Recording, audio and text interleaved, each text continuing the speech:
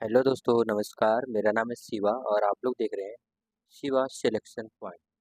आपका हमारे इस छोटे से सेशन में तहे दिल से स्वागत है। आज हम लोग पढ़ने वाले हैं जो है हिंदी। हिंदी का 37 क्वेश्चन हम लोग इसको पढ़ने वाले हैं। और इस क्वेश्चन में जो है आपको प्रीवियस ईयर का क्वेश्चन है जो कि यूपी पुलिस का है। 37 क्वेश्चन मैं लेकर के आया हूँ। और जो है आप मैं जो है आपसे ये नहीं कहूँगा कि दोस्तों यही क्वेश्चन जो है अब नहीं पूछा जाएगा। बिल्कुल सेम सेम हूबहू ऐसे ही क्वेश्चन पूछे जाते हैं। ठीक है, उत्तर प्रदेश पुलिस में। तो चलिए हम लोग जो है इसके क्वेश्चंस को सॉल्व करने से पहले अब आपसे एक छोटी सी रिक्वेस्ट है कि यदि आपको हमारा वीडियो पसंद आए तो please like subscribe share comment करना ना भूलिएगा। ठीक है, और लास्ट में आप लोग फीडबैक जरूर दीजिएगा, हमारे वीडियो के बारे में बताइएगा कि हमारा वीडियो आपको कैसा लगा। ठीक है दोस्तों, तो चलिए तो हम शुरू करते हैं अपने इस सेशन को। ठीक है, चलिए देखिए आपकी स्क्रीन पर हमारा पहला क्वेश्चन आ गया। तो क्वेश्चन नहीं हमें क्या दिया गया है। देखिए हमारा 37 क्वेश्चन है और बिल्कुल यूपी पुलिस के है। ठीक, मॉडल पेपर कह सकते हैं। कह रहा है कि शिक्षा का वास्तविक उद्देश्य केवल साक्षर होना या डिग्री प्राप्त करना नहीं है, बल्कि एक सुसंस्कृत, विचारशील और नैतिक इंसान बनना है। आज के समाज में किताबी ज्ञान को अधिक महत्व दिया जा रहा है, जबकि मानवीय मूल्यों का लगातार पतन हो रहा है। सच्ची शिक्षा वही है जो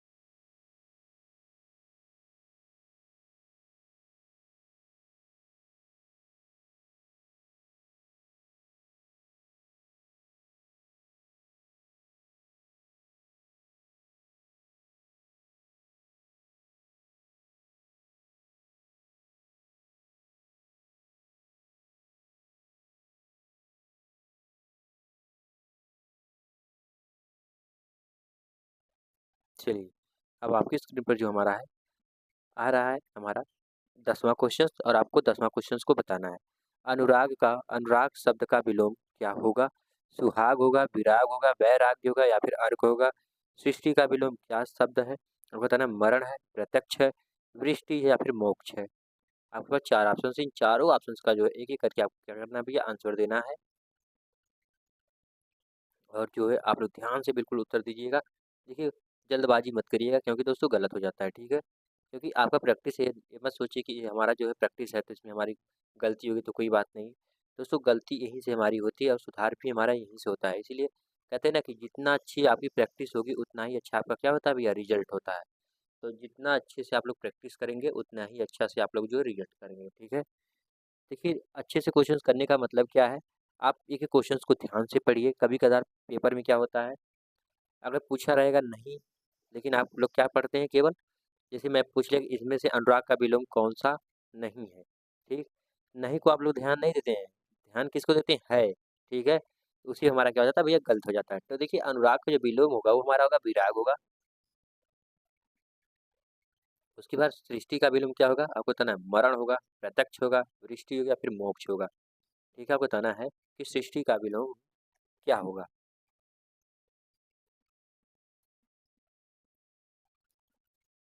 आपके पास जो है 4 ऑप्शंस हैं, इन चारों ऑप्शंस को जो है आपको आंसर देना है। आप लोग जितने अच्छे से आंसर देंगे, उतना ही आपका फ़ायदा रहेगा। देखिए, सृष्टि का विलोम क्या होगा हमारा होगा ऑप्शन नंबर कौन-सा हमारा बिल्कुल राइट है? आप कहेंगे ऑप्शन नंबर हमारा जो है सी बिल्कुल राइट है। सृष्टि का विलोम क्या होगा? तो भैया वृष्टि होगा, क्या होगा? वृष्टि होगा।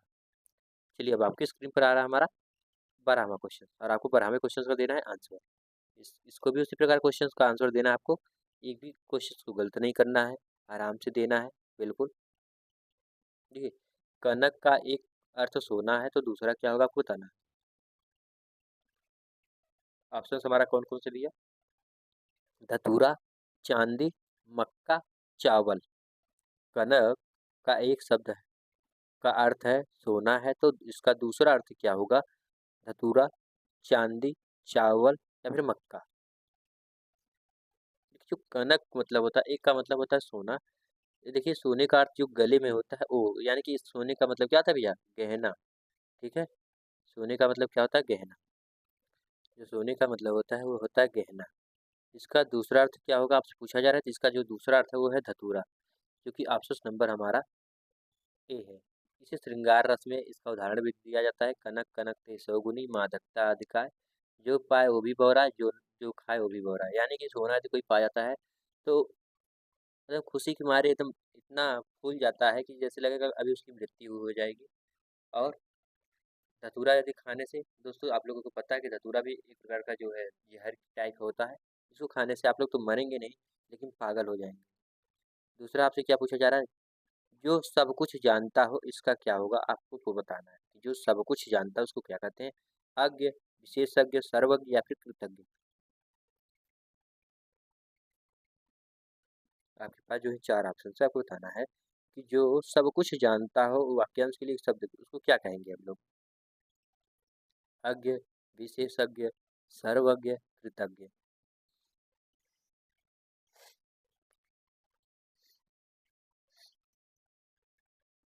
चलिए, तो इसका जो आंसर हमारा होगा, जो सब कुछ जानता है उसे हम कहते हैं सर्वज्ञ। सर्वज्ञ क्या मतलब क्या होता है? सब कुछ जानने वाला। चलिए अब आपकी स्क्रीन पर हमारा आ गया 14वां क्वेश्चन। इसको आपको बताना है कि जिससे जिसके समान कोई दूसरा न हो वाक्यांश के लिए सही शब्द क्या है? जिसके समान कोई दूसरा ना हो उसको क्या कहते हैं? अनोखा कहते हैं, अकेला कहते हैं, सर्वश्रेष्ठ कहते हैं, अद्वितीय या फिर अद्वितीय कहते हैं। ठीक है, आपको बताना है।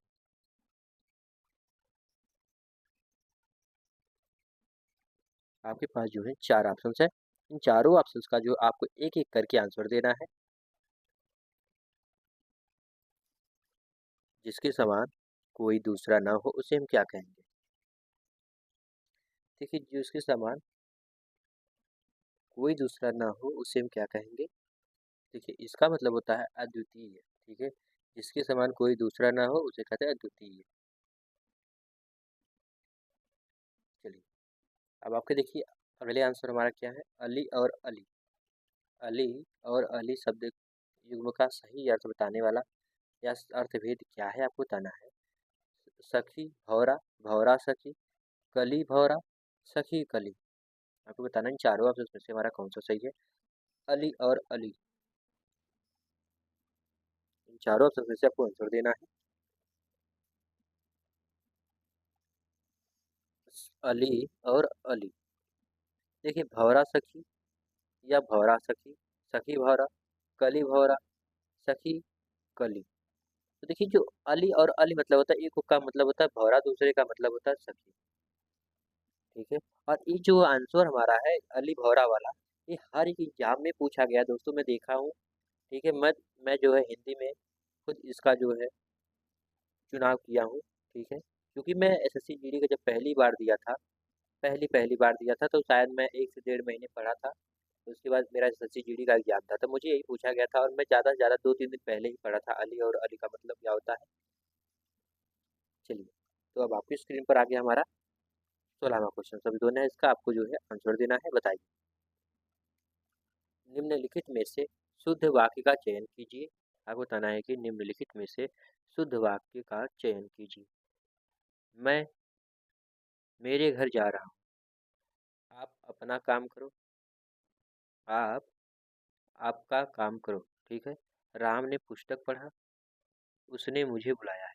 आपके पास 4 ऑप्शन है, आपको बताना है।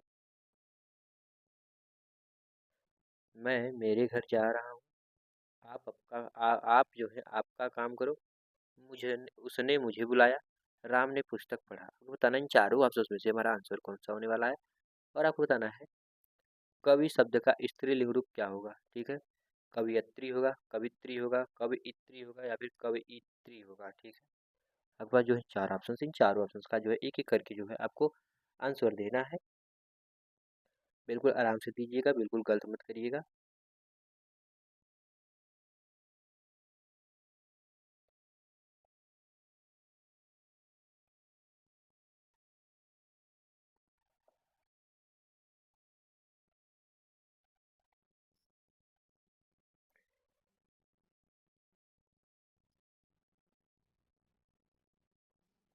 चलिए, तो लाहमे का आपको जो है इसका आंसर देना है। देखिए, मैं मेरे घर जा रहा हूँ, एक बिल्कुल रॉन्ग है। मैं अपने घर जा रहा हूँ, ये सही है। आप अपना काम करो, ये भी सही होता। उसने मुझे बुलाया है, यही हमारा जो है बिल्कुल राइट है। उसने मुझे बुलाया है। कवि शब्द का स्त्रीलिंग रूप क्या होगा। तो इसका जो स्त्रीलिंग है वो हमारा होगा कवयित्री। ठीक है। ऑप्शन नंबर कौन सा है, जो कि भैया ऑप्शन नंबर बी हमारा बिल्कुल राइट है। अब आपकी स्क्रीन पर आ रहा है हमारा 18वां क्वेश्चन से पहले दोस्तों, यदि आप लोग हमारे चैनल को लाइक सब्सक्राइब शेयर नहीं किया है तो प्लीज़ दोस्तों लाइक सब्सक्राइब और एक प्यारा सा कमेंट कर दीजिए। चलिए, इसका भी आपको आंसर देना है। चिड़िया का बहुवचन क्या होगा। राम ने रावण को बाण से मारा, इस वाक्य में बाण से में कौन सा कारक है। करण कारक, अपादान कारक, कर्म कारक, संप्रदान कारक। यहाँ पे देखिए जो 4 ऑप्शन दिया गया हमारा, इसमें आपको बताना है चिड़िया का बहुवचन क्या होगा। इसमें चिड़िया जो है 4 प्रकार से लिखा गया है। चिड़िए, चिड़ियों, चिड़ी, चिड़िया। आपको जो है एक एक करके इसका जो है आंसर देना है। तो सभी को पता है कि चिड़िया का जो बहुवचन होता है चिड़िया होता है। जब आप जो है री की मात्रा लगा देंगे, अब जैसे मैं आपको बता रहा हूँ, देखिए अगर आप लोग जब इस प्रकार किसी भी चिन्ह पे लगा देंगे तो वो बहुवचन बन जाता होगा, तो पता ही है। चलिए, अब आपको बताना है कि राम ने रावण को बाण से मारा। राम ने रावण को बाण से यानी कि बाण से जो आपको पूछा जा रहा है, ये ऑप्शन नंबर कौन सा हमारा बिल्कुल सही है, आपको बताना है कि इन चारों ऑप्शन में से आपका जो है कौन सा बिल्कुल राइट हो रहा है। चलिए, तो देखिए इसका जो हमारा होगा, राम ने रावण को बाण से मारा है। किससे मारा है भैया, आप कहेंगे बाण से मारा है, तो कर्ता ने कर्म को करण से, कर्ता ने कर्म को करण से, यदि आपको विभक्ति याद होगी तभी जाकर आप लोग इसका जो है आंसर दे पाएंगे। ठीक है। चलिए, अब आपकी स्क्रीन पर आ गया हमारा 20वां क्वेश्चन और इस 20वें वाले क्वेश्चन को आपको लगाना है। ठीक है। मैं अपने आप वस्त्र साफ कर लेता हूँ, इस वाक्य में कौन सा सर्वनाम है? आपको बताना है। मैं अपने आप वस्त्र साफ कर लेता हूँ, चतुर विद्यार्थी से प्रश्न पूछो। वाक्य में विशेषण कौन सा शब्द है आपको भी बताना है। मैं अपने आप वस्त्र साफ कर लेता हूँ, चतुर चतुर विद्यार्थी से प्रश्न पूछो। इसमें कौन सा विशेषण है आपको बताना है। विद्यार्थी विशेषण है, प्रश्न विशेषण है, चतुर या फिर पूछो। आपके पास 4 ऑप्शन है। इन चारों ऑप्शन का आपको क्या करना भैया, आंसर देना है।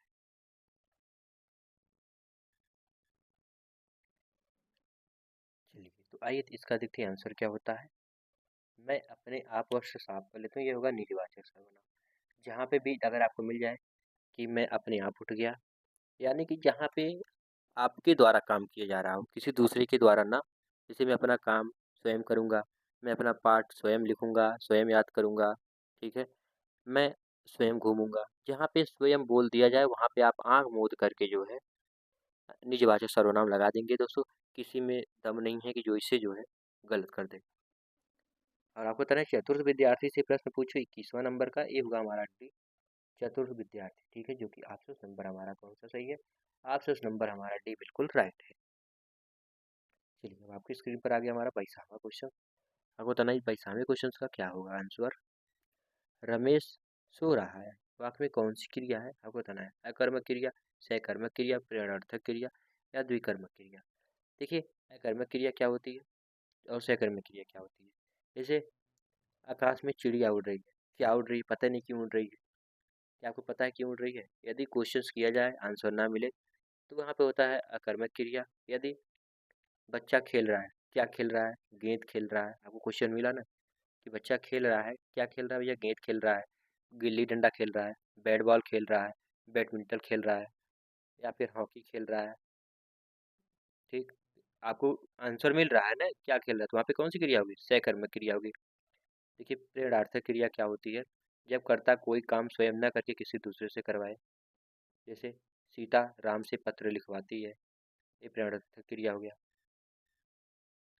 स्वयं न काम करके किसी दूसरे से काम करवाना वो प्रेरणार्थक क्रिया कहलाता है। अब आपको बताना है द्विकर्मक क्रिया क्या होती है, जिसमें दो कर्म पाया जाए।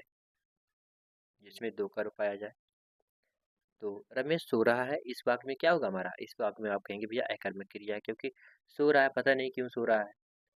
थक के मारे सो गया, या फिर वैसे सो रहा है, या फिर स्कूल जाने से बच रहा हो इसलिए सो रहा है। ठीक है, या फिर जो है उसका सोने का मन कर रहा हो। कोई ऑप्शन जब प्रश्न जो है कि ये तो कुछ आंसर मिला ही नहीं, तो यहाँ पे क्या होगा? अकर्मक क्रिया होगी। वह पढ़ता होगा, वह पढ़ता होगा। यह किस काल का उदाहरण है आपको बताना है। संदिग्ध, सामान्य, अपूर्ण और वर्तमान। अपूर्ण वर्तमान, संभाव्य वर्तमान। आपको बताना है इन चारों में से हमारा कौन सा सही होगा। वह पढ़ता होगा, यह किस काल का उदाहरण है आपको बताना है। देखिए, संदिग्ध वर्तमान क्या होता है, संभाव्य क्या होता है, अपूर्ण वर्तमान क्या होता है। जैसे बालक खेल रहे हैं, आपको पता है ना, बालक तो वर्तमान समय में खेल रहे हैं, लेकिन अभी खेल जो है पूरी नहीं हुई है, अभी उनका खेल जारी है, तो अपूर्ण वर्तमान होगा। अगर यह बोल दिया जाए सीता खाना खा रही है, तो सीता वर्तमान समय में खाना खा रही है, तो ये क्या होगा हमारा? ये अपूर्ण वर्तमान होगा। संभाव्य क्या होगा? आने वाले समय में, जैसे शायद आज वर्षा होगी, शायद आज वर्षा होगी, ये क्या है? संभावना है। मैं संभावना व्यक्त कर रहा हूँ। जैसे आपके मैसेज पर आता है 30 किलोमीटर प्रति घंटा से 50 किलोमीटर प्रति घंटा की स्पीड से आपकी जो है एरिया में बारिश हो, मतलब कि हवा चलेगी, अब भारी बारिश होने की संभावना है। वो ये नहीं कहता कि बारिश होगी। ठीक है, उसी प्रकार वह पढ़ता होगा, तो हमारा क्या होगा? तो आपको बताना है संभाव्य होगा या फिर संदिग्ध होगा। आपको 23 वाले का जो है आंसर देना है। तो देखिए, इसका जो होगा हमारा ऑप्शन नंबर है संदिग्ध। वहाँ पे जैसे कोई आ रहा है, जैसे आप लोग अगर कोई काम कर रहे हैं जो इलीगल हो, ठीक है, अच्छा नहीं हो किसी की नज़र में, या फिर जैसे आपको कुछ खाने का मन कर लिया हो। छोटे बच्चे जैसे घर में होते हैं, उनकी मम्मी बोलती है फ्रिज से कि बर्फ़ मत खाना। छोटे बच्चों को बर्फ़ बहुत पसंद लगती है। तो जब उनकी मम्मी मना करती है, तो जो छोटा भाई भाई दो अगर भाई बहन है या फिर भाई भाई है, तो दोनों को एक दूसरे में मतलब बात कर लेते हैं कि मैं लेके आऊँगा तुम भी खा लेना, तुम ले आओ तो मैं खा लूँगा। लेकिन किसी को पता नहीं चलना चाहिए। चलो तो तुम भी मेरे साथ चलो, तुम देखना कोई तो आ नहीं रहा है। आप समझ गए होंगे, ठीक है? चलिए अब आपकी स्क्रीन पर हमारा जो है अगला क्वेश्चन आ रहा है। और यार आपकी स्क्रीन पर हमारा अगला क्वेश्चन, मुझसे चला नहीं जाता इस वाक्य में कौन सा वाच्य है? कर्तृवाच्य, कर्मवाच्य और भाववाच्य, या फिर इनमें से कोई नहीं। आपको बताना है कि मुझसे चला नहीं जाता इस वाक्य में कौन सा वाच्य है? कर्तृवाच्य, कर्मवाच्य, भाववाच्य, या इनमें से कोई नहीं। देखिए, हाय अब मैं क्या करूं, इस वाक्य में हाय कौन सा अव्यय है? क्रिया विशेषण अव्यय, समुच्चय बोधक अव्यय, विस्मयादि बोधक अव्यय, संबंध बोधक अव्यय। आपके पास जो है इसमें भी चार ऑप्शन है। इन चारों ऑप्शन में से आपको जो है आंसर देना है एक एक करके, लेकिन कोई भी गलती ना हो। आप बिल्कुल ध्यान से दीजिएगा।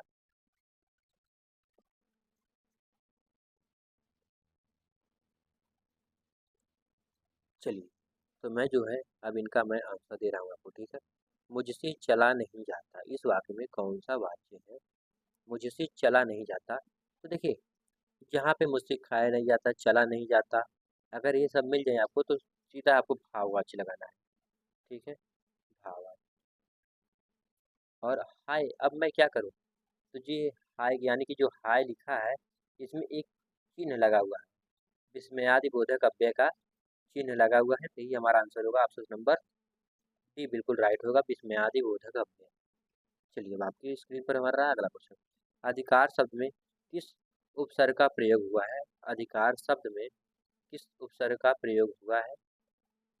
अ का, अधि का, कार का, या फिर आ का? मिठास शब्द में किस प्रत्यय का प्रयोग हुआ है? मीठा, ठास, या फिर आस, या फिर स? अधिकार शब्द में किस उपसर्ग का प्रयोग हुआ है? अ का, अधि का, कार का, आ का? मिठास शब्द में किस प्रत्यय का प्रयोग हुआ है? मीठा, या ठा, आस, या फिर स का? क्योंकि आपके पास जो है चार ऑप्शन, इन चारों ऑप्शन का जो है आपको क्या करना भैया, आंसर देना है। देखिए अधिकार में अधि उपसर्ग है, कौन सा उपसर्ग है? अधि। अधि प्लस कार होता है हमारा, जब इसका संधि बनाएंगे तो अधि प्लस कार बराबर अधिकार होता है, ठीक है? मिठास में इसमें मीठा प्लस मीठ प्लस आस होगा, ठीक है? मीठ प्लस आस होगा, जो कि ऑप्शन नंबर हमारा सी बिल्कुल राइट है। चलिए अब आपकी स्क्रीन पर आया हमारा अगला क्वेश्चन, सूर्योदय में कौन सी संधि है? उसके बाद महोत्सव में कौन सी संधि, आपको बताना है। बताना है कि सूर्योदय का संधि विच्छेद क्या होगा, और जो है महोत्सव में कौन सी संधि, आपको बताना है।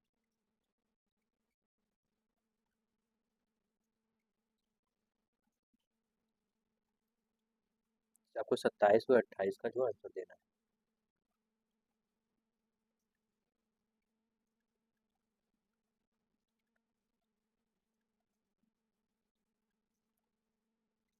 तो देखिए जो हमारा सूर्योदय का संधि विच्छेद है वो है ऑप्शन नंबर है, सूर्य प्लस उदय बराबर सूर्योदय होता है, और महा प्लस उत्सव बराबर क्या होता है? महोत्सव होता है, ठीक है? महा प्लस उत्सव बराबर महोत्सव बराबर क्या होगा हमारा? गुण संधि। चलिए अब आपकी स्क्रीन पर आ गया हमारा अगला क्वेश्चन, कह रहा है चौराहा शब्द में कौन सा समास है? और इनमें से अर्ध विराम का चिन्ह कौन सा है, आपको बताना है। चौराहा में समास बताइए। देखिए द्वंद्व समास क्या होता है? जिसमें आपको और यानी कि और लगा मिल जाए या फिर बिलो, जैसे भाई बहन का आप संधि विच्छेद, सॉरी इसका जो है समास क्या करेंगे, तो आप कहेंगे भैया भाई बहन है तो भाई और बहन हो जाएगा। यानी कि आपको जो है समास में, द्वंद्व समास में हमें जो है केवल और दिख जाए या फिर डैश लिखा हुआ मिल जाए, जैसे देखिए इस प्रकार का आपको जो है जैसे एक बराबर का इस प्रकार जैसे चिन्ह आपको मिल जाए डैश का, तो आप लोग समझ जाइएगा कि वहाँ पे कौन सा संधि मतलब कि समास है, तो आप कहेंगे द्वंद्व समास। और बहुव्रीहि समास क्या होता है? जिससे मतलब कि आपको जो है किसी तीसरे का अर्थ बताया जाए, जैसे 10 है आनंद जिसके, लंबा है उधर जिसका। आपको पता है किसकी बात हो रही है? किसी तीसरे के अर्थ के बारे में बात हो रही है, जिसे लंबा है उधर जिसका, यानी कि जिसका पेट कभी नहीं भरता, जिसका पेट बड़ा है, यानी इसको सिखाते हैं गणेश जी को। और जो है एक क्वेश्चन और आपको मैंने पूछा था कि बहुव्रीहि समास में जो पूछा मैंने था, 10 है आनंद जिसके अर्थात रावण, यानी कि यहाँ पे किसी तीसरे के बारे में बात कही जा रही है। कर्मधारय समास क्या होता है? कर्मधारय समास वो होता है कि जैसे देखिए पीताम्बर, पीता पीला है वस्त्र जिसका, अर्थात किसकी बात हो रही है? ये आपकी बात हो रही है भगवान विष्णु की, ठीक है? अब देखिए चौराहा, तिराहा, या फिर चतुर्भुज, पंचभुज, अगर ये सब आ जाएँ तो हमारा क्या होगा द्विगु समास, क्योंकि इसमें संख्या की बात कही गई है, ठीक है।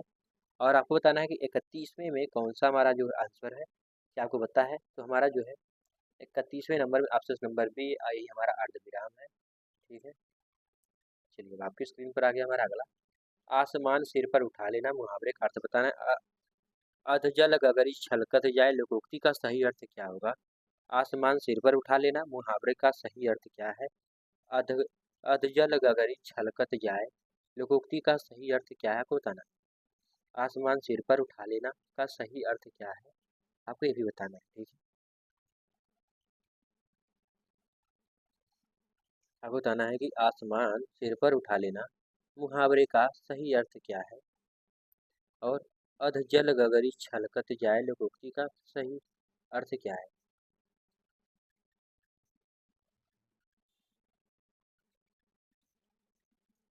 आसमान सिर पर उठा लेना मुहावरे का सही अर्थ क्या है? बहुत भारी वजन उठा लेना गलत, बहुत घमंड करना ये भी गलत, बहुत ऊंचा पड़ जाना ये भी गलत, बहुत शोर मचाना। जैसे मान लीजिए कि यदि मैं ही हूँ, अगर आपके यहाँ पे बहुत ज़्यादा हल्ला कर रहा हो तो आप क्यों चिल्ला रहे हो? पूरा आसमान सर पे उठा लिया है, बेवकूफ़। यही कहते हो ना आप लोग, आपके घर के छोटे बच्चे होंगे वगैरह वगैरह, या फिर आस-पास पड़ोस के यहाँ झगड़ा होता है तो कहते हैं ये सब तो पागल हो गए हैं, झगड़ा कर रहे हैं अपने आप में, ठीक है? और जो हमारा होगा अधजल गगरी छलकत जाए, इसका हुआ कम ज्ञान या धन होने पर अधिक दिखावा करना। कम ज्ञान होने पर अधिक दिखावा करना, यही कहा जाता है, ठीक है। चलिए अब आपकी स्क्रीन पर आ गया हमारा अगला क्वेश्चन, वीर रस का स्थायी भाव क्या होगा? तरनी तनुजा टटटमाल तरवर बहुछाय, इस लोकोक्ति में अलंकार बताना है आपको, ठीक है। आपको बताना है कि वीर रस का स्थायी भाव क्या होगा, और तरनी तनुजा टटुटमाल तरवर बहुछाय, अब इन चारों ऑप्शन में से क्या आंसर आपको बताना है। देखिए वीर रस में क्या होता है, उत्साह। जैसे आप लोग कोई मूवी देखते हैं जिसमें मार धाड़ होती है तो कितना उत्साहित हो जाते हैं, हम लोग भी मार झाड़ा, जैसे लगता है हम भी लोग मार वार करने लगेंगे, लेकिन ऐसा होता नहीं है। फिर उसके बाद पूछा जा रहा है कि तरनी तनुजा टटतमाल तरुवर बहुछाय, इसका होगा दोस्तों अनुप्रास अलंकार। ऐसा क्यों होगा? देखिए इसमें आपको जो है इन सभी यानी कि तरनी तनुजा टटू तमाल, यहाँ तक कि जो देखिए आपको किसकी आवृत्ति हो रही है, तो आप लोग देखेंगे कि एक ही वर्ण की बार बार आवृत्ति हुई है, त की, ठीक है। तभी कहा गया तरनी तनुजा टटू तमाल तरुवर बहुछाय, ये हमारा क्या होगा, अनुप्रास अलंकार होगा। चलिए आपकी स्क्रीन पर आ गया हमारा अगला क्वेश्चन, और यह हमारा लास्ट क्वेश्चन, ठीक है। प्रसिद्ध उपन्यास गोदान किसकी रचना है, आपको बताना है। देखिए जयशंकर प्रसाद की क्या है, आंसू लहर का माइन, ठीक है, ये सब किसके है, जयशंकर प्रसाद के। मुंशी प्रेमचंद का क्या है, गबन गोदान, और जो है हामिद हामिद का चिमटा, ठीक है। शायद बूढ़ी काकी भी इन्हीं की है, जो कि गोदान ही है। और महादेवी वर्मा की क्या आपको पता है, आपको बताना है। खूब लड़ी मर्दानी वाली वो तो झांसी वाली रानी थी, किसने लिखा है, आपको बताना है। देखिए महादेवी वर्मा के बारे में पूछ लिया गया है, यामा रचना के लिए महादेवी वर्मा को कौन सा प्रतिष्ठित पुरस्कार मिला था? साहित्य अकादमी पुरस्कार, ज्ञानपीठ पुरस्कार, सरस्वती सम्मान, व्यास सम्मान। आपको बताना है कि 37 क्वेश्चन का आंसर क्या है, आपको बताना है।